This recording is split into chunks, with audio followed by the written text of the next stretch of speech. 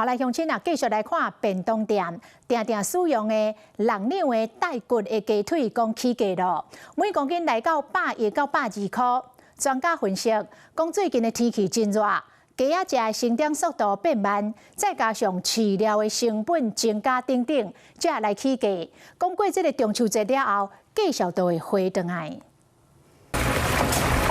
真哩鄉親，中晝頓也是暗頓，攏會食雞腿便當。不過最近想要食雞腿，恐驚會加開淡薄仔錢。大家比較喜歡吃的帶皮雞胸肉，目前就我們來看的話，大概是上漲了差不多在10%左右。那接下來就是第二個，一般餐廳業者還有家庭就是主婦他們喜歡吃的去骨雞腿肉，平均就我們觀察的話，大概是接近在10%到20%左右這個範圍。業者講，便當店上集用到6兩帶骨的雞腿，每公斤的價數到100、120塊，加8月底比較起來起差不多3成。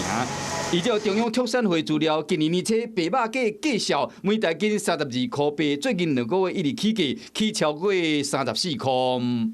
因為我都買那個固定那家，最近他那家還沒漲，只是他錢說再過一陣子會上漲。薪資沒漲，然後東西物價都在漲，所以變成說很多東西，不管是物質上也好，或是生活，應該都會加免都有影響到吧。專家分析這個原因，除了講黃豆啊，加這個飼料成本增加，天氣受熱，致使講雞胃口無好，較未大，這嘛是原因之一。加上進前美國發生禽流感，進口數量減少，較無雞肉，所以講白肉雞的價數才會起價。雞肉價數日起，買菜鄉親真有感覺。不過，禽畜行銷發展協會表示講，這個白肉雞為飼到出貨差不多30天，估計在中秋節了後，這個價數就會回穩。